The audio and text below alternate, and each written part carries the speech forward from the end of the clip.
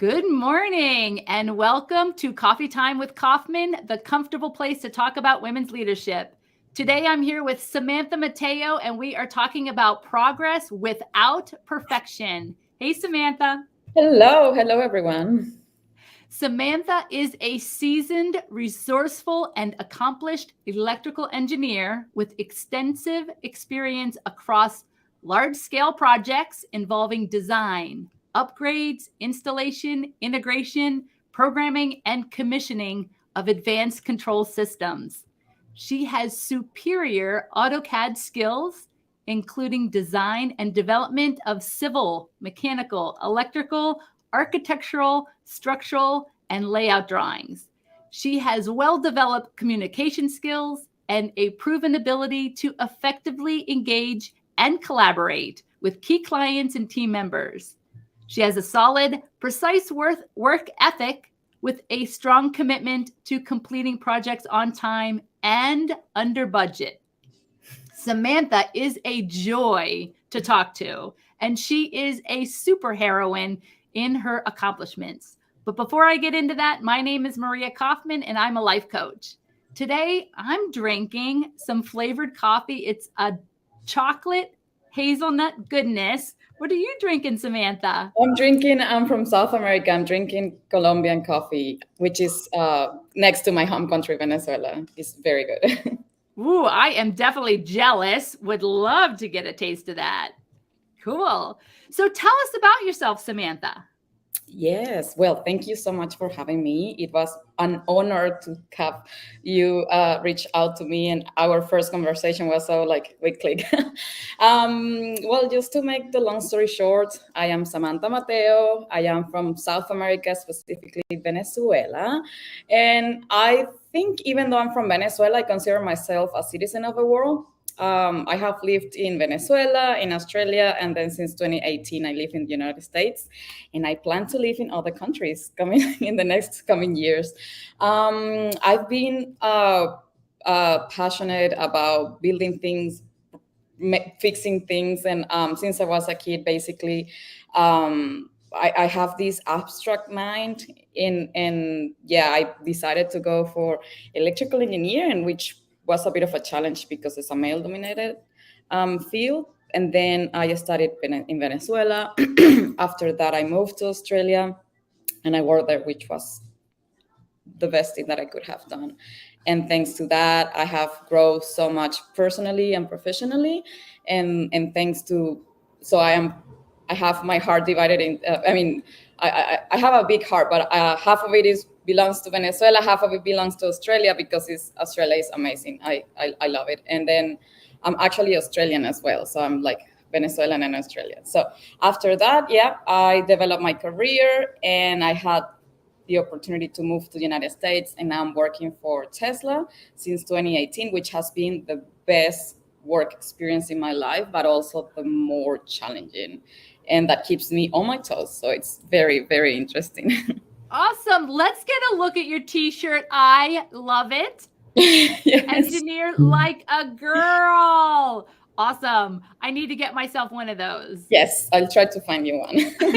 Actually, this short I got last February. We have an event that we do with girls, and then we have an event introduce a girl to engineering. So we do across all of the states, and then we teach them how to do a simple motor.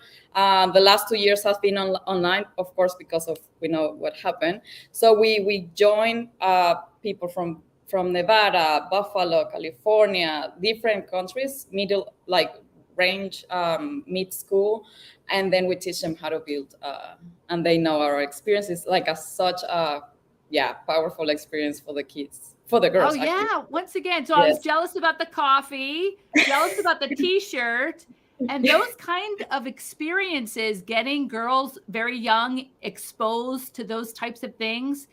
They didn't have that a long time ago. That makes me jealous too, because that sounds like so much fun. Yes, for sure. Yes, not only to do it, but then to be able to give back and offer your your skills and talents in that way. Yes, it's so rewarding. And actually, that's one of the things that made me realize that I wanted to be something like an engineer is because I had my uncle, and also there was like a kids museum and everything, even building. I mean, from building like a toy to a rocket, it was so attractive to me all the time. So since I was a kid, I was always like that. And my mom, I don't know if he saw it at early stage, she will buy my brother books and I don't know, a telescope because he likes astronomy. But I will get all the things to build and rebuild and match up and like things that are like, I don't know, yeah, to So develop. how young were you? It sounds like you had a lot of exposure like that. What was your earliest like memory of those types of things? Well, I remember even a mechanical pencil. I will just open and see what is inside and how it worked. I don't know if you remember the solar calculators. I will open those and see what it is inside, like this. So my dad had the terminal screwdrivers, like so. I had to ask him for permission. Dad, can I borrow that? Because he had it. He didn't have it like on his toolbox. He had it like on his like side table, bedside table. So I would ask him, can I please use it? It was like, oh, can I please use it? So he asked, of course. So I will take it out, I will open it, I will expose everything there. I will know, oh, this is the battery, this is how, or this is the panel to, yeah. So I was, yeah, since I was a kid. And then growing up, everything that needed fixing or let's say, for example, we bought some furniture that we need to assemble. I will do it and I will follow the instructions and I will have my cousin, why you don't follow the instructions? You should know how to do it. It's like, no, actually I follow the instruction to do it properly. And actually I will have finished it faster than him just because I was actually doing the way it should have been done. Wow, that is definitely different. So, and your brother was older or younger? We're like twins. So it's funny because we're like twins, but I was the like, I wouldn't say I was a tomboy, but I will always do with my dad the known as the male things to do. And he was always like, keep it all clean. He actually studied medicine. So he was like very clean and organized and yeah, prompt and everything. And I was like, no, let's fix it. Let's move it. Let's put it that way. So it's like, yeah. Yeah, my brother and I are like twins and we grew up together and we are inseparable, but so different. So it was very interesting growing up. Yeah. So it sounds like you had an environment where your parents helped facilitate that type of learning. Yes. When you went to school or other places, did you know that you were a little bit different than other people, or did you feel different than others, or yeah, how did that go for you? Yeah, in primary school I wouldn't feel that difference, but when I went to high school, actually I had a teacher. I actually have to appreciate her as well, because it seems that I was only like in physics and math. I was a bit more advanced than what the curriculum was doing. So she will actually give me, I don't know if it was easier for her, because I will do the exams and I will just pass at once. She will give me opportunity to create like, I don't know, like an exam to do to my, I was like what is it, the teacher assistants?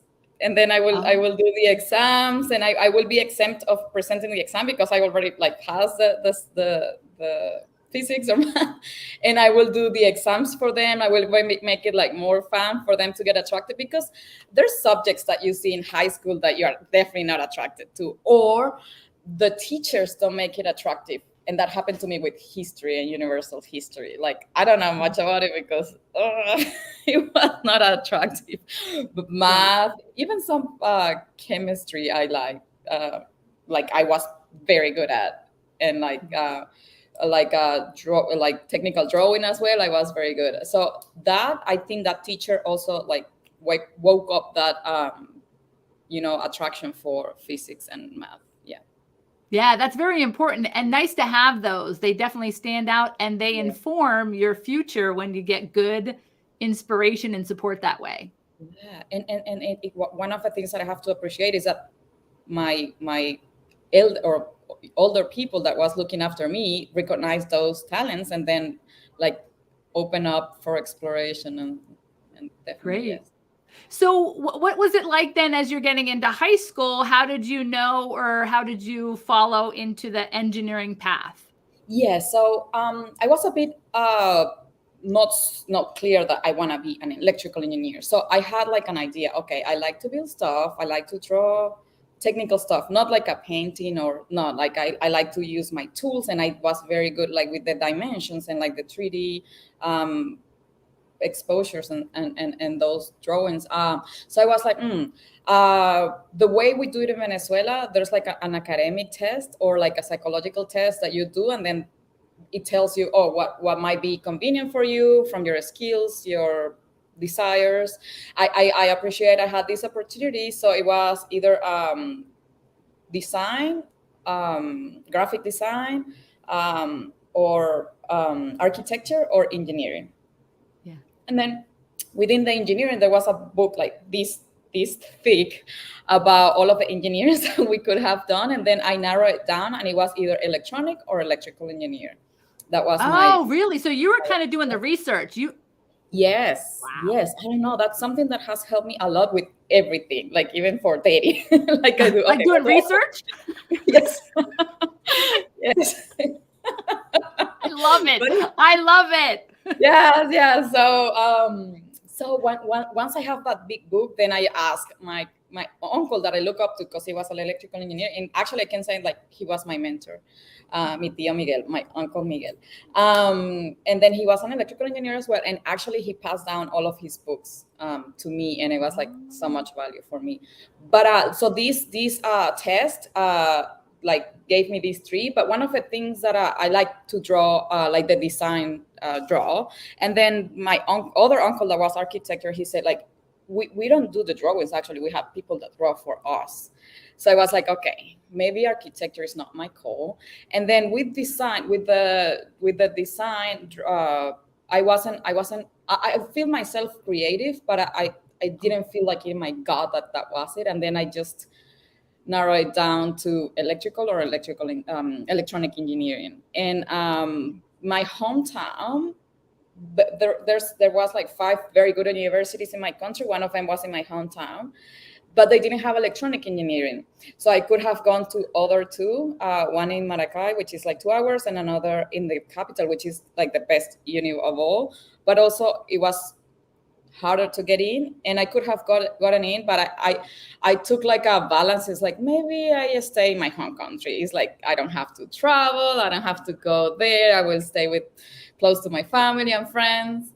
And it was actually the best decision, because even though it was not electronic, actually another person also, because I was always asking, oh, what it is, what is that? And then he told me, yeah, electrical engineer and electronic engineer, there are differences, but are very similar, and all the basics are the same.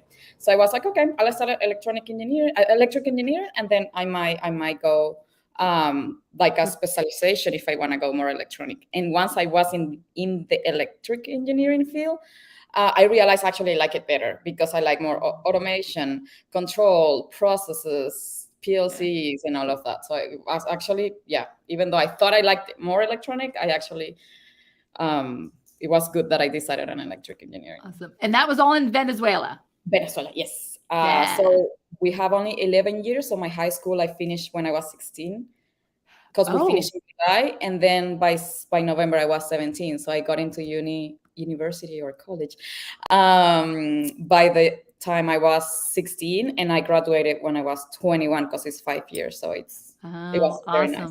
I love it when people call it uni. I've been exposed to a lot of people from England lately. Yes. And I love how they say uni.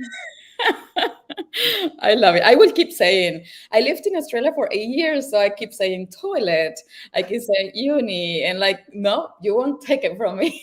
No. Yes. No matter. Well, help me understand too. Then you talked about the move to Australia, and then so Venezuela, Australia, United States. Yes. What did you learn and appreciate about the moves? Wow. Well, you realize how material things are not what you need, because you have to move yourself and pack your life into suitcases. I was lucky enough that because I was migrating as a permanent resident, when I moved to Australia, I took a bit longer, but I applied for a permanent residency. So I moved as a permanent resident, and there's an option. There's like IOM, which is International Organization for Migrants, and then they help us find a better ticket, like more affordable flight, because it's just one way. You're moving, you don't need like way back, and allow you to take 4 luggages. So I did 4, but it was something. And honestly, there are so many challenges that nowadays are so easy. For example, moving there's a different language, different culture, different transportation. Like a lot of things are different. But one of the things that was so helpful is sort of that I have the English, which I have to learn again because it's different pronunciations and different wordings and harder to listen if you're used to another accent. But also internet, how good it was, and it makes you think like how hard must it has been for all of the people that migrated with like less resources, and I still make it, and I still made it. So it was like, wow, we are so privileged. So that, yeah, how to appreciate things that we give for granted, that for sure, like from day one. And one of the things that I was clear of is like, I'm an engineer, I have possibilities to work there, but I will get there and work in whatever I find a job. Of course, I'm gonna try to apply for my job, but I will be very humble and then see, because like you're new there, and then there's challenges. And yeah, actually, my first job was a drafter, not as an electrical engineer. Was for drafter for electrical drawings, but still, I was a drafter, which I loved as well. Yeah. So you moved without having the job yet? Yes, I moved as a permanent resident. So it took me like, of course, I did my research and investigation. Of course. The move was to all of us. I wanted to move like close to the beach, close to the ocean, where there was a lot of, because electrical engineering is like a critical occupancy. So there's like high demand, but not so much offer. So I went to one of the states, Victoria, which is high. There's a lot of industrialization, and it was either Victoria, Melbourne, or Perth, Western Australia. And I didn't want to go to the other side of the world. Like I was going already far. I didn't want to go so far. And then Melbourne, Victoria was the place to be. And it was, I didn't have any job. I just had the permanent residency, and I had the opportunity to work full time. Like I had all of the Australian benefits except voting or having a passport, which I got later on for the citizenship. Okay, cool. So what was it like then starting your career in Australia? It was challenging. Well, tell us about the challenges. Yeah. So first challenge was because they want someone with local experience, but you cannot get local experience if you're not hired at first. Yeah. So it was like, like how can I get local experience if I don't get the so I again, as I was telling you, because I was sort of like prepared in terms of, I went ahead with 6 months of expenses, like the amount of money to last for 6 months without working at all, like even in a fast food chain or something. Like I was okay to work in anything if I needed to get if I needed the income early on. But luckily, because of investigation and then applying even before I got there, the way the way you look for work there is like a full-time job, because you have to create a cover letter plus your resume, and you have to adapt it to the actual job description. So I will have to, and I'm not very good at writing. I am very good at talking. Like I can talk. Right. It's like an engineer's thing, I think, right? Yes. I use that as an excuse. Yeah, I'm not good at that. Right. So cover letter for every single position. And then the pace there is slower. And then you might have to call. So I will have like a Excel file, and then I will have, okay, when did I apply? This is the link. This is the cover letter that I sent.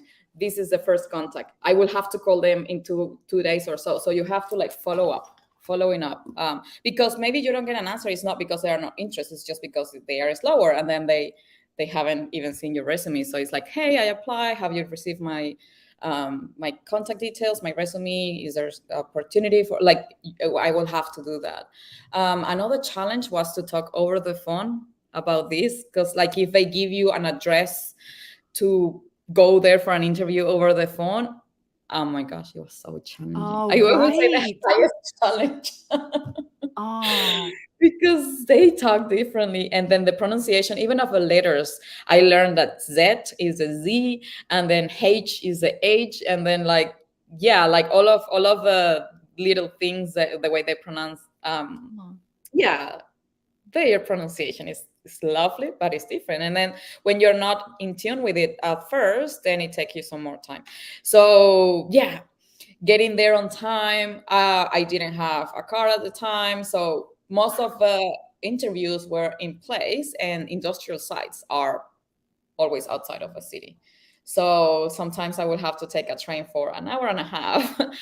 And actually, no, the train was just 40 minutes, but getting to that train station and then from there, I had to walk like 15 minutes. So it was actually interesting. But yeah, of course, it was like, depending on how you take it, might be draining, but me exhausting, might be overwhelming. But it was like I was so eager to, to get into the field, and that I saw that as my challenge were understanding, honestly. But those are the challenges that you might find. And also, another thing is that they are very structured. So like, for example, if I was working for like, they don't care about you having experience in many fields. They prefer you to be specialized. very specific.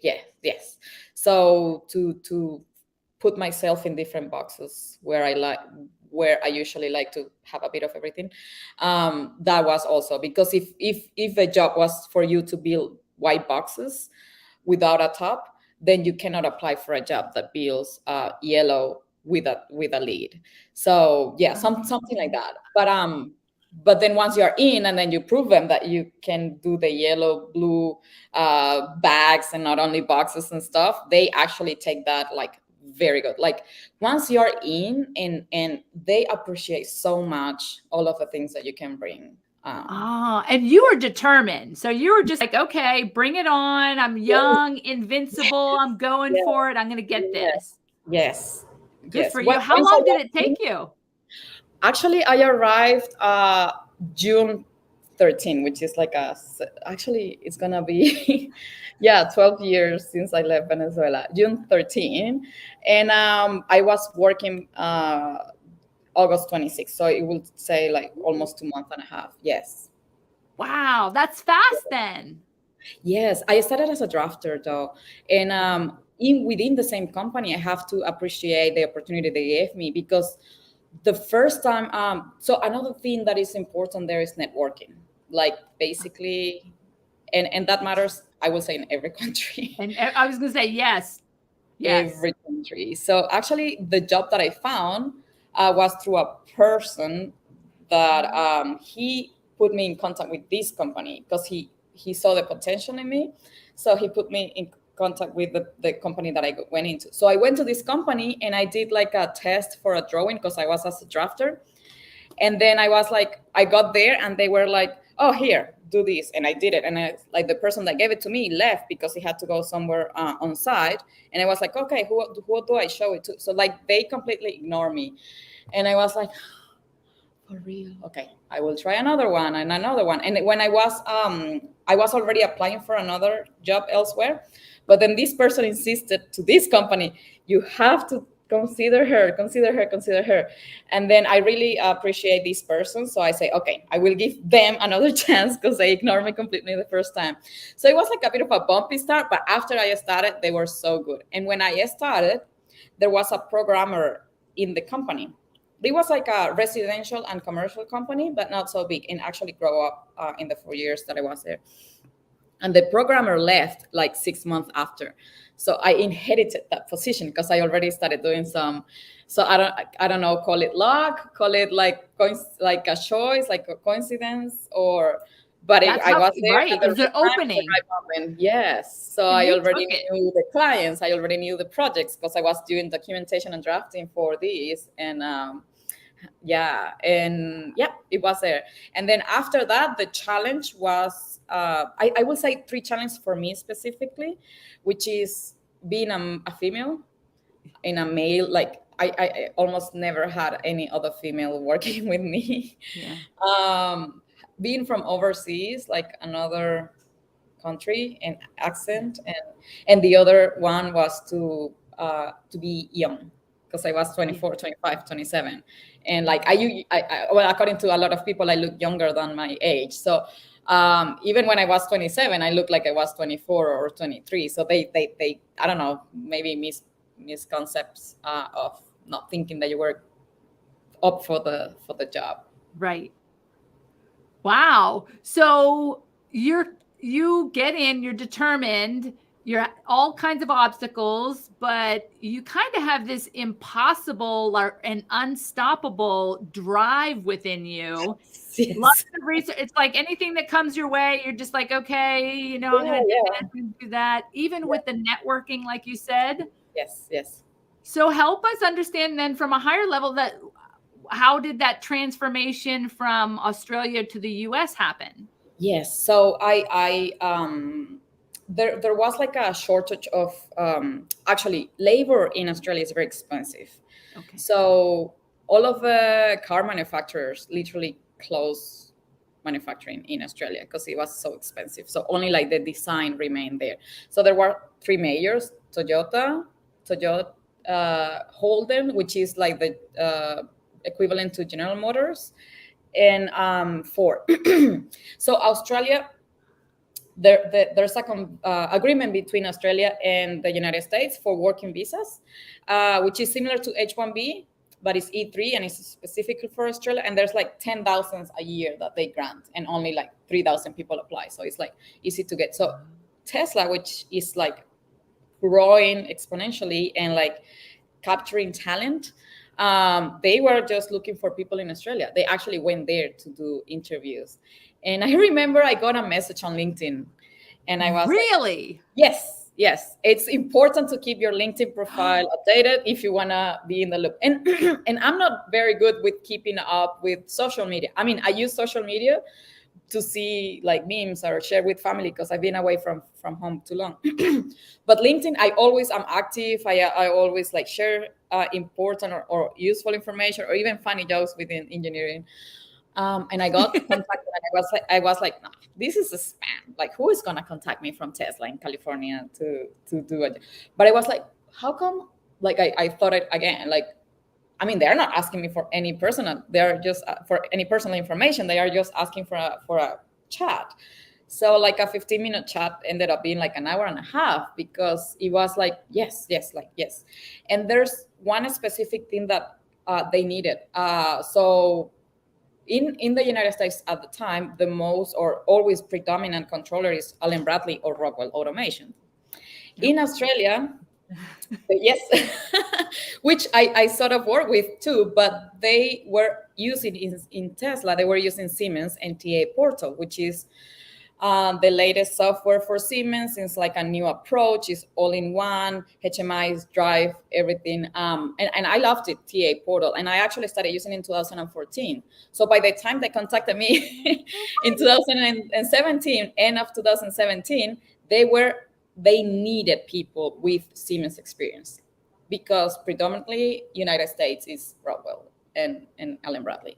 So that was like a winning point. And so we discussed, we talked, and I always wanted to get into robotics, like I wanted to touch and move a robot myself. Like I wanted to work with robots, and I had sort of a contact with robots and in Australia, but not like me programming, moving, picking, dancing with the robot. I didn't have that.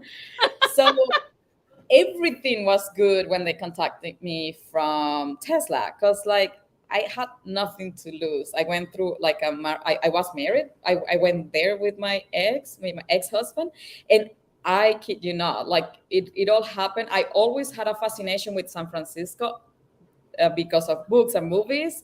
And my first day of I wouldn't say freedom, since I wasn't married before. I mean, like, as soon as I was separated, the first thing I did was to buy a ticket to San Francisco. And a week after, I got a message from Tesla. And I was like, okay, this is all happening. So when they contacted me, I was like a very good candidate, easy candidate for them, because, oh, do you have kids? Not yet. Do you have a pet? No. Do you have a home to sell? No, because I just sold it because we separated. And then, do you have a contract of a lease to break? No, because I was working interstate and my company was paying for my accommodation. So like I was ready to move like the next day. I only needed to finalize paperwork. Literally. Yes, literally. So I just needed to finalize paperwork, and it took me like 3 months also because I didn't want to just leave everything hanging. Again, I wanted to put it in order, not leave my company or the company I was working for, just like leave and go. And then, so once I passed, I was actually going to interview in Fremont, California, because I was coming to San Francisco anyway. But because they were so busy, they actually interviewed me in Australia. And it was a hit on. And another thing, so a lot of things, I mean, like having moved, working for Tesla, but the other thing is that they were going to give me training for robotics, which I've always wanted to be involved with. And my manager was very open and a female. So it was like a first for me in many ways. Yes. And it was actually very good. I look up to her still. Yeah. Awesome. Well, just one thing that I want to note is not only how important it is to just have that presence on LinkedIn and to stay open to some of those engagements, because you never know. And sometimes it's no harm just to have a conversation. And networking is so important. But I will say this about your profile is undoubtedly, I think, however you put that together, that is one of the strongest profiles of women in your position.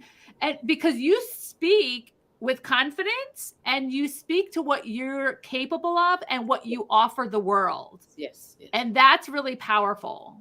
Yeah, that's one of the things that I have always learned, like be honest. At the beginning, actually, I didn't mention this challenge, but when I first started, when There's so many. Yeah, when I went from drafter to programming, because I did have some programming knowledge, but it's not the same what you learn in uni until you are hands-on, and the pressure of a machine is running, and that depends on production and having people in like breathing. Yes. So wow, I was like, oh, do you know how to program this? And I was like, I will learn how to. Yes. But I will express it in a way like, no, that's impossible for me. No. Okay. I do know this, and I think I can get to this. So give me 2 days, and then we'll go from there. So I really appreciate my company, because they joke about once, like I was with them for a bit more than 4 years, and they didn't want it for me to leave. And I appreciate, but the problem is I couldn't grow more. And I was the only programmer. So even though I had it was my rank, like my kingdom, but also being the only one when there's support 24/7 was like, wow, no. This progress without perfection has almost been a theme for you in that, because that takes a bit of presence to be in that moment of pressure. It's pressure. Yes. And they ask you to do something, and then a part of your brain is like, yeah, I can't do that, but you can't say that. No. So you kind of have to have a little bit of a pause and deal with that in those pressure zones. Wow. One of the things is that done is better than perfect, definitely. Because even if it's perfect, it's not running. So make it happen. Make it happen and improve it if there's opportunity. So have something implemented, because there's always going to be possibility to make it better. There's always room for improvement. But for example, there's a lot of, one of the things that that was a bit of a challenge is once you design something in the programming, that can be done. But then the interfacing, the human machine interface, like you can make it very pretty, very, technical, very complex, but the operator, like you need to show it. I have a friend recently from Tesla that he said, we need to make it. He's from South Carolina, and I actually like him a lot. You need to make it so my mom can come here and she can use it and understand it. So Yes. because of this production line, it's operators that they might not have a training, they might not know, they need to recover the machine, they need to operate it, they need to know what happens when something is down. And quick. So make it, yeah. Yeah. So As quick as don't possible. Right. make it done is better than perfect. Yeah. For sure. Awesome. So what's it like working for Tesla, and what's some of the next steps for you? Well, I can say since the very first day, it's been a roller coaster, but like always going up, and the downs is just to prepare to go higher. It's Oh, I been, love that. I yes, love that. The downs are yes, just to prepare to go upwards. yes, because I it's a totally different environment from what I was exposed to in Australia. But I have, and I'm not diminishing my previous experience, but when I got to Tesla, it was like, wow. You know that saying that always be the less smart people in the room? That I feel so much. And like, not only that, but they are so humble, and they are so like, they are like real geniuses, and in different regards. It could be software programming, it could be equipment maintenance, it could be controls engineer. There's so much talent inside. And the other thing that I love about Tesla is that the not even the sky is the limit. Like, an other galaxy is the limit. Like, if you need resources, you can get them. If you need to learn something, you can get it. If you need to work in a different project because maybe you feel like you're burning in the project that you're at, you can ask for a change, or you can ask for a new challenge. So it's definitely challenged because the pace is a bit faster than the norm or the standard or the normal in others. But it's very interesting, and the people you work with makes you like also feel like driven. And like, if you feel down, there's also resources for you to learn, or like there's never a chance to not have a support. And another thing that I like is that the managers that I've had, they let me be like, they let me usually, yeah, of course we have one-on-ones, we have, but usually it's like they let you take the steering wheel and drive the, Awesome. yeah. So So it's, I have to imagine there's definitely a culture there. So there's, in those cultures, especially the supportive ones, there's a reciprocation. yes, So obviously you're capable and you're doing the work. yes, So, in my experience, there has been, it's been tricky because I always have been able to produce, yes, but I have also been in those cultures where they don't have that confidence, even though you prove yourself over and over again.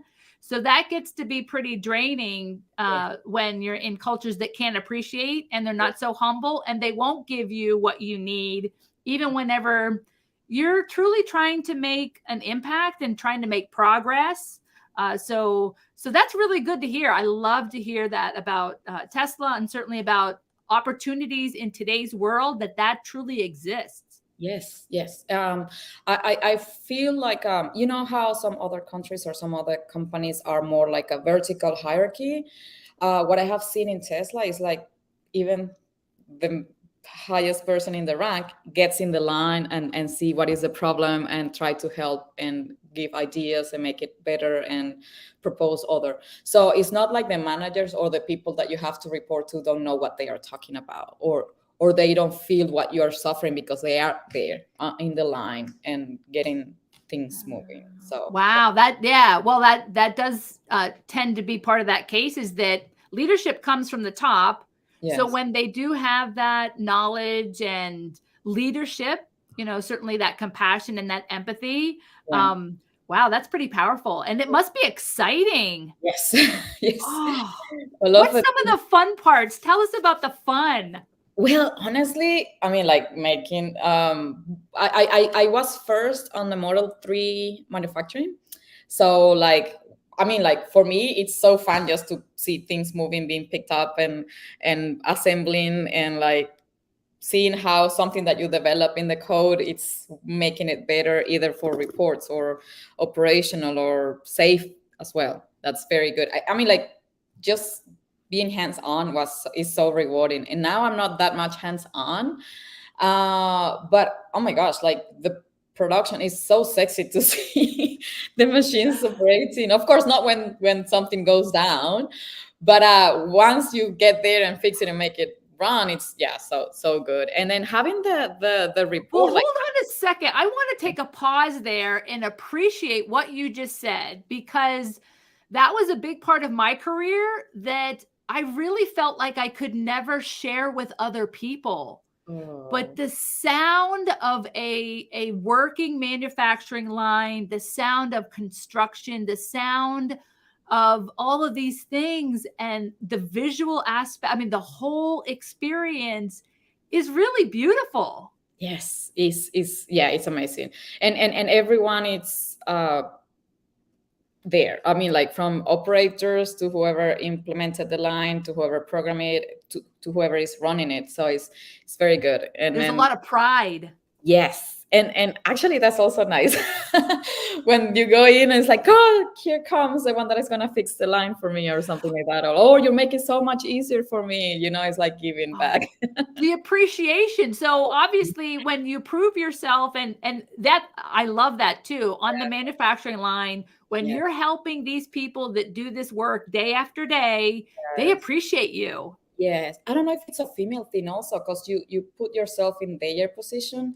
And for example, if there's an operator that is suffering because he don't know what to do, then I took like at least 20 minutes and what will make it better for you? How will you understand it? So I listen to them. And like, even when I have gone, like I once took 3-month leave of absence, when I came back, it's like, oh my gosh, we're so happy to see you. We missed you. Or like I have comments like, oh, I like an operator, he's so humble, and he actually is a maintenance technician. He said like, oh, I love how humble and how helpful you are, and how knowledgeable you are. I wish my kid can be like you, or my daughter can be like you, or something like that. And then I have had so many positive comments, even though it is hard work, or but we stay there until 3 a.m. if it's necessary for them not to suffer. Of course, I will come later the next day, but right. Yeah, that's priceless to have that opportunity, and those relationships with other humans is priceless. Yes, and it has felt, even though I am in a male-dominated environment, I think being like having the female qualities, like things I have to adopt. Maybe I'm sometimes tougher, or because of being influenced by a lot of males, but the female part that I have brought in, even from Venezuela. I had 2 years experience in Venezuela, and when I went again like 2 years later after I left, they told me, Samantha, we're still using your organizational Excel file of how you select the cables and the devices, just because I make like a template organized. So you just put it here, and then whatever the capacity was, then this is what it was. So they told me like, yeah, after 2 years, how you organize it and make it understand for not only the electrical engineer, but for the people that is asking for the purchasing team and stuff. So they keep using it. So I have always made that, I don't know, maybe like a statement of bringing my female part of it, and being more vulnerable as well, because I will say like, I don't know, or if we need to, let's work together, or it's hard for me to accept when I'm wrong. Yes. But yes, that's powerful. Yes, to be able to say, hey, maybe, yeah. So what are the downsides of, because when we talk about progress without perfection, there is that underlying idea that perfectionism plays a part. When can that get out of balance, and what advice would you give others? I will say that expectations needs to be clear from all of the parties. So the scopes, like project-wise, let's call it, if we're talking about the project, because that applies for every aspect. True. So if we talk about the project, I believe from the very beginning, it needs to be black and white, or in writing, like very defined. What is the scope and what are the limitations? Like, what can we do with what we have? So because perfection, I think for it's subjective. It's dependent of who is looking at it. So for me, this can look perfect, but maybe for the manager, it's not. Not so So much. let's define the scope, what it needs to be, what are the expectations, and what are the limitations. So I think that's part of what has helped me manage it. Yeah. For sure, yes. Cool. Any other ingredients for success or any other tips for, especially for women engineers out there? Yes. Dealing with things like being in manufacturing and everything that you and Yes. I have run into in our Yes, careers. yes. I will say the resources of like, because I think one of the reasons why people, again, success is relative and you can have many meanings, but from what I see is that you need to look for resources when you don't have them, and those resources are time, knowledge, mentors, or persons that know what they are doing. So like look for help, for accept that you're not capable of everything, and even if you are, you might be wasting efforts that you can develop in a better place, and then just Make it quicker. Yes, so make it definitely quicker. So Always. yeah, accepting that you cannot do it all, it's what was a part of me, and now I'm doing it with everything. Now if I want to learn about nutrition, it's like I look for a coach, or like if I want to know about more like finance, like I don't know it all, and whatever I know I might have to unlearn because it might be wrong. And also like cognitive, or like what you learned when you were a kid, and yeah, like have all of refreshments of knowledge. So always learn what needs to, like, always document yourself if you need to do a program, like a training, or read a book, or see blogs or something. Like knowledge is power. And anything that can look complicated, once you know it, becomes simpler. So yeah, I think simpler, and it accelerates. yes, because whatever, I had a teacher from, he was like a back in uni. He will say, if someone tells you something is difficult, is because they don't know about it. So when people tell me, oh, that's too difficult, then I say like, okay, maybe they don't know about it. Because like for me, it's very difficult to speak Chinese, but from someone that was born in China, that's easy for them. So it's just because you don't know it that might be difficult. So just get to know about it. Oh, that's so perfect, because we can apply that to those messages whenever people tell us that engineering's a man's world. Yes. It's just the fact that they just don't understand the contributions that women can bring to the engineering world. Yes, definitely. I love it. Yeah, definitely. So as we kind of work through that, what do you think the future of women's leadership looks like? Ooh. Actually, I'm going into a managerial position, so I need to learn. But the vision I have today is that is a combination of efforts and skill sets. It's like being able to identify how different groups with different backgrounds, experiences, knowledge, aptitudes, and willingness to do stuff, and put it together. I wouldn't say females are so powerful, but we cannot work by ourselves. I think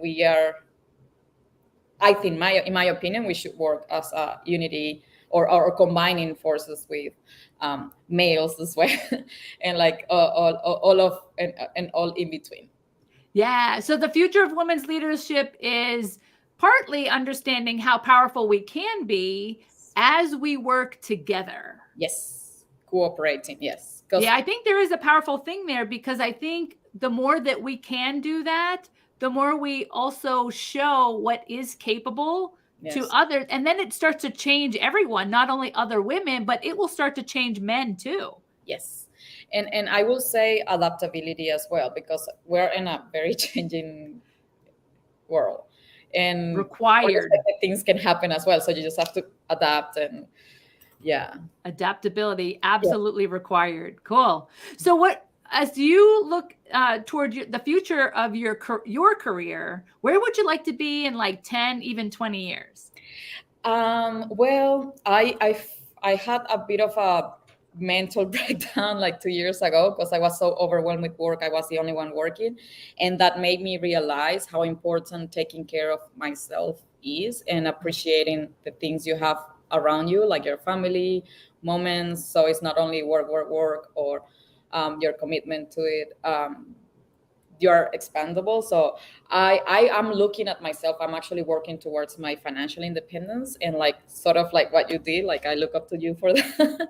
And like one of the things that I want to do is give back, or my vision of a project that I want to work on is to, I'm from South America. I want to transfer all of what I have learned to everyone that is interested to know in a Hispanic world, in terms of finances, in terms of taking care of yourself, in terms of traveling. So like a holistic approach of, because there's so many resources in English, but not so much in Spanish. And I want to bring that to the Hispanic culture. Oh, that is so, so important. So, so important. I love it. So and maybe, certainly I will be staying connected with you and yes, supporting that effort in any way I can. yes, I want to have a podcast. I want to have a program that I can give, either learning sessions or introducing people to resources that they are not able to get to, so they can, because there's skills and good what will you say, very able to do stuff that they don't know unless they are exposed to. So it's very, Yeah. So what can, like, I see you and you have a very unique approach to your leadership style, and with your skills and talents, having a podcast and being able to communicate that to the world is really powerful, because people then get to see and hear all these mixes of all of those amazing talents that you have and how you bring them to yes, the world. That's really awesome. I can't wait to see. yes. So, do you happen to have an inspirational quote that you would like to share with the audience? Yes. So recently, like a year or so ago, I met, well, I didn't met her, but I knew of her, Brené Brown, about vulnerability and creativity and like, yeah, courage as well. So I have a phrase that she says, sometimes the bravest and most important thing you can do is just show up. So do not wait for everything to be ready, because it's just gonna happen. And then sometimes the journey is the destination, like going through it is what you need. So yes, for sure, I will go with that. I And love actually, Brene Brown, and yes, those things are powerful. I love to hear her talk about those things. I moved to Austin, and I know she's from Houston. I'm just waiting for her to do another tech talk or something. I was like, I'm always like in the look of I will definitely try for 3 hours. Hanging out with Brene. Yes, yes. You gotta love it. Well, Samantha, how can people get in contact with you, or how can we follow your leadership? Yeah, so I am improving my social skills with the world. So at the moment, I just have my LinkedIn, and it's the one you published, and I do have a private Instagram account, which is SIMC7, which I might work on in the next year or so to make it public, and then to actually show content that might be useful for others, because I always get asked, oh, how did you do this, how do you get there? So I'm just gonna bring this up, and I have published like twice or three times something, and then I have so much questions and participation of persons. So to start with, LinkedIn, and then soon after I will be posting more on my Instagram account. Awesome. This has been such a great interview. So when anything comes out and you want to share it with the world, we would love to have you back and take a deeper talk on that topic. Thanks so much for this opportunity. I feel honored that you had me today. Samantha, thank you so much for being on the show today. And thank you for being a part of the inspiring conversation on women's leadership. Coffee Time with Kauffman is the comfortable place to discuss women's leadership, because I am on a mission to help the world discover the truth about what women are capable of. When you are ready for your leadership mastery makeover, go to mariakaufman.com and click on Consult a Coach, where you can schedule time with me for an empowerment session. Have a great week. Enjoy your adventures and journey responsibly.